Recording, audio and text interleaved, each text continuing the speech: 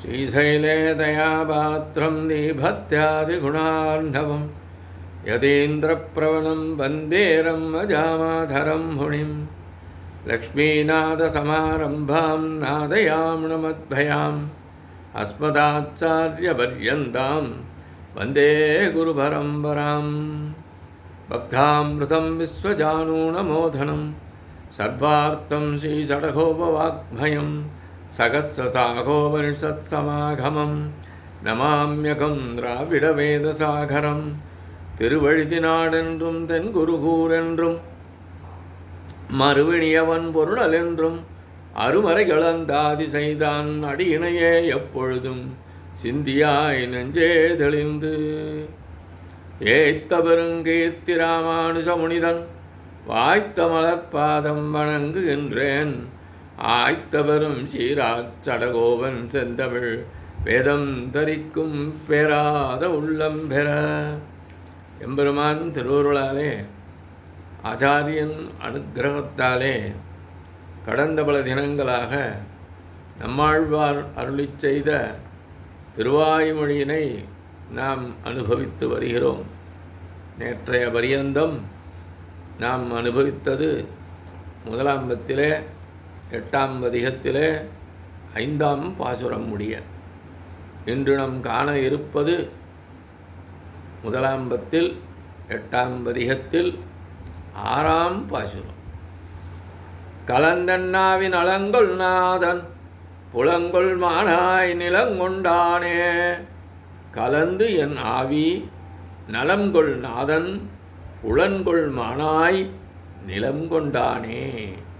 கலந்து ஒரு நீராக கலந்து என் ஆவி என் ஆத்மாவினுடைய நலம் அடிமைத்தனமாகிய நன்மையை கொள்நாதன் தனக்காக்கிக் கொண்ட என் தலைவன் புலன்கொள் மானாய் கண் முதலிய இந்திரியங்களின் கவர்ந்து கொள்கின்ற அழகான வாமன பிரம்மச்சாரி வடிவினனாய் நிலங்கொண்டான் மூவடி நிலத்தை யாசித்து பெற்று கொண்டான்.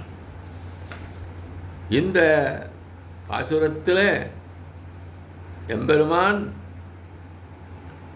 நீருடன் நீர் கலந்தது போன்றிருந்தான் என்று கூறி, அதே நேரத்தில் அழகிய பிரம்மச்சாரியாக எம்பெருமான் வாமனனாக வந்து இந்த உலகங்கள் அனைத்தையும் அளந்து கொண்டானே.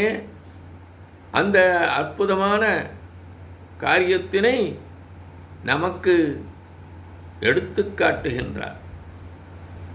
நீருடன் நீர் கலந்து ஒரே நீராக நிற்பது போன்று எனது சரீரத்துடன் கலந்து எனது ஆத்மஸ்வரூபத்திற்கு உரியதான அடிமைத்தனம் என்னும் தன்மையை தனக்கு பயனாக கொண்டான்.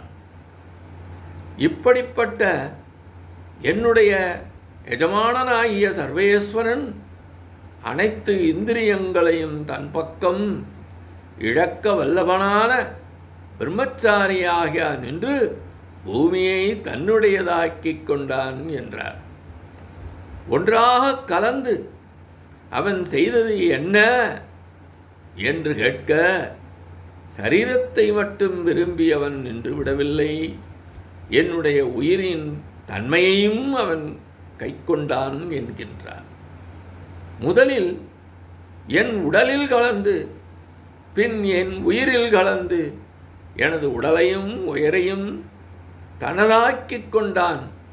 அதுபோல மகாபலி தன்னுடையது என்று உரிமை பாராட்டிக் கொண்டிருந்த உலகங்களையும் தன்னதாக்கிக் கொண்டான் என்கின்றார்.